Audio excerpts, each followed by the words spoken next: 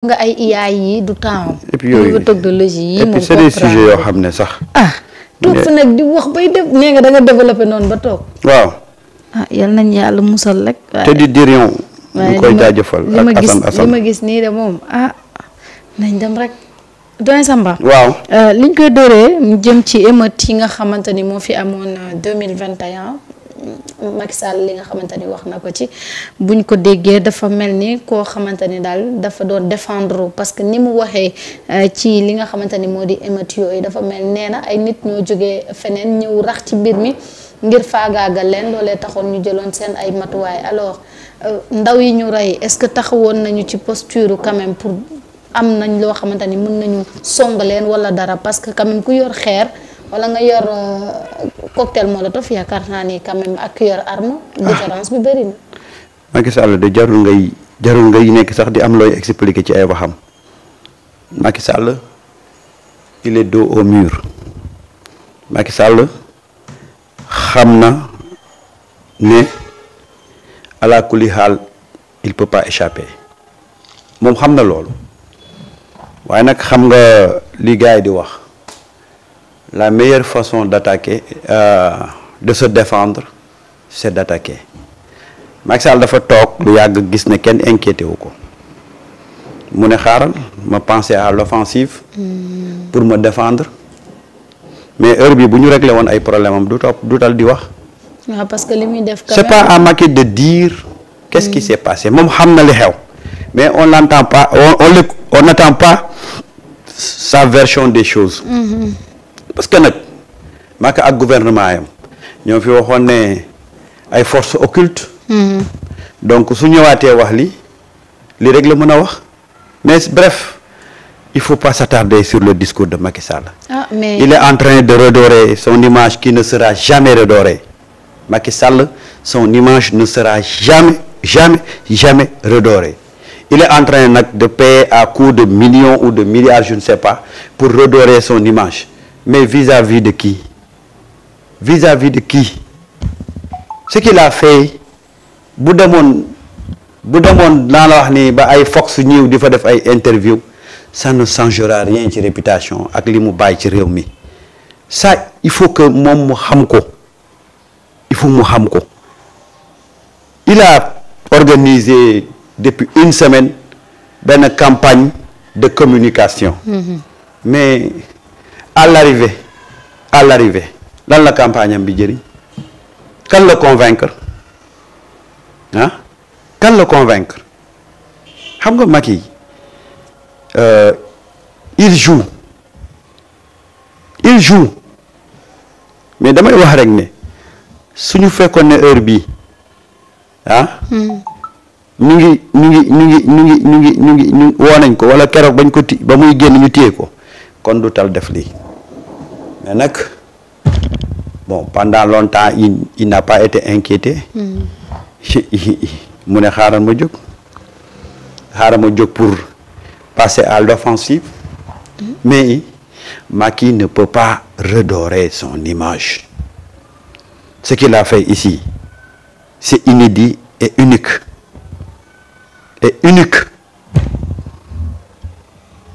je comprends sénégalais yi seen amertume par rapport à ces agissements parce que c'est quelqu'un qui devait être extradé et traduit devant la justice amagul mu continuer di kokkali les Sénégalais et tu vois dans son discours Macky gëmul sax la jeunesse sénégalaise il a remercié la jeunesse africaine xam nga lan la ko jeunesse africaine bi defal et il ose une fois encore se prononcer sur ce sujet-là te demandewul benn yoon des excuses wala demander pardon aux victimes même tey li muy wax su fekkoon ne moo am ci magistère am la amee par respect à ces gens-là yi faatu su fekkoon ne am na tuuti fibre humain kon day baalu massawu les victimes mais gis nga ko une fois encore Macky reste Macky et Macky reste Macky mais tout ce qu'il fera du ci am benn résultat. Ça je te le dis. Maintenant nag il faut qu'il sorte de son trou il est en train de se défendre parce que il sent que il peut pas échapper moo tax muy def li yëpp muy def ni te fi ngay xamee ni yi fi tappale la qu'est-ce qui l'empêche de bi muy def interview mu indi un journaliste on évoque les questions yi nga xam ne c'est lié à son mandat mais dafa dem jël benn influenceur ñuy wax lu leen neex et heureusement j'ai beaucoup aimé la réaction de la population sénégalaise ah ni interview bi ñàkkee solo noonu la ko sénégalais yi jëlee consommer ko ci ñàkk solo waaw diversion bi muy def c'est rejeté c'est rejeté voilà quelqu'un boo xam ne man je peux pas parler même de ce gars-là quoi man mënu ma ci wax sérieusement yow de jàpp na ni li nga xam ne moom lay teg c'est pour déstabiliser ce pays alors que xam nañ ni dem na ci dem bu ko naqadi dem bu ko metti boo xamante ni ba tey mënagul avaler quand même coup bi nga xamante ni moom la génnee fii. mais ça rejoint ce que je disais. Ouais. Quand les gens disaient qu'ils voulaient repousser des élections pour organiser ay élections yoo xam ne Sonko dana bokk Karim dana bokk ma ne leen c'est mal connaître Macky bu doon sagoom rek ba fii ñuy wax nii tey mu ngi continuer di diriger réew mi Macky n'a jamais voulu partir. Macky n'a jamais voulu partir la preuve mooy tey su fekkoon ne dafa bëggoon dem kon bu demee dafay nekk dans son coin quelle que soit situation bi mënta am mais gis nga ko il continue à activer ses leviers pensant que il peut avoir quelque chose ici mais ce qu'il ne sait pas mooy Macky a été vomi par la population sénégalaise loolu moom na ko xam qu'il soit arrêté ou qu'il soit jugé mais ce qui est clair et constant mooy que les Sénégalais ont vomi Macky Sall c'est ça c'est un fait li mu fi def mais Macky ak lu mu munti wut du ko am benn il est en train de s'activer pour vouloir briguer wala se présenter ci poste de secrétaire général des Nations Unies ça ne passera pas. mais loolu mënu ko nekk tant que Sénégal. tegu ko benn. Ouais. du tuuru Afrique. parce que tuuru Amérique latine la. ñaar avec tout ce qu'il a fait dans ce pays-là il peut pas être secrétaire général des Nations Unies. Troisième chose, pour être secrétaire général des Nations Unies, il faut que ce pays mu valider sa candidature. Qui va valider sa candidature? Mais tout ce qu'il fait diversion la. li muy def nii yëpp diversion la. Malheureusement on lui a laissé trop faire. Il a eu le temps de penser que ouais, il faut se défendre mu nekk di amuser la galerie mais Macky rien que nga tudd turi Macky sax am na Sénégalais yoo xam ne dañ la ciy mere ils veulent même pas entendre son nom rien que nga tudd turam am na Sénégalais yoo xam ne dañ la ciy mere il a fait trop de mal et il continue à nous montrer ce manque de respect-là qu'il avait pendant qu'il était là et qu'il continue à avoir. Il ne respecte pas les Sénégalais. Et une fois encore, wanewaat na ko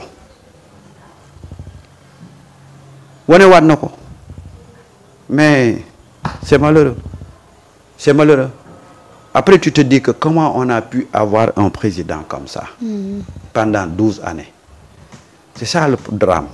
Da ngay toog ba si ak nga ne mais ñun vraiment on avait été maudits quoi. Parce que li muy def nii c'est désolant. C'est triste. Le Sénégal ne mérite pas un tel dirigeant. Tey nag mu ngi agité wu mais saa yu agité wu ci scène internationale bi. Sénégalais yi lay gën a gàcceel. Parce que quand on te dit que celui-là, il a été président de la République dans un pays comme le Sénégal. Ma foi, tu dis que c'est désolant c'est désolant mais nag il n'échappera pas ak lu mu munti def ah du échapper tout ce qu'il a raconté dans son livre ah tout ce qu'il a raconté jël ko nga jeté ko fële xam ne dara amu ci dara waaw. nee na moom rapport yi moom moo ko def de te tudduñ ci benn tur. looloo ma ci jaaxal. mais c'est que moom il est mal placé pour parler de rapport. parce que pendant 12 ans ba rapport la fi instruire. ah gisuma ko de. pour ñun sax bi Macky Sall di nekk président pour ñun rapport amutoon. ah donc il est mal placé pour parler de rapport est-ce qu'il sait même le contenu de ces rapports là. pendant 12 années 10 mois ban rapport la fi Macky Sall instruire ah quelqu'un qui n'a jamais instruit un rapport et pourtant il y avait des rapports tout à l'heure j'étais en train de parcourir le rapport de l'IGE en 2015 un rapport boo xam ne y a plein de dossiers explosifs da nga dégg ñu instruire ko donc il est mal placé pour nous parler de rapport moom il n'a jamais instruit un rapport mosu ko instruire day ñëw mu teg ci kuddam kon tey bu ñëwee di ñu wax rapport lan la ñuy wax ci rapport. moom a jaaxal d'accord Samba. ci jamono jooju moom Pape Ma Diouf daal dinañu koy def en garde à vue ci kàddu yi nga xamante ni yëkkati woon na ko ci détournement bi nga xam ne moom moo xam ne am na fële ca Azer nag porté woon ko plainte ba démb ñu déglu ko daal di koy téye gis nañ nag Pape Malick Ndour nee na li ñuy def c'est de l'injustice ma ne ko demal wax li Pape Ma wax rek nga xool ba xam injustice la.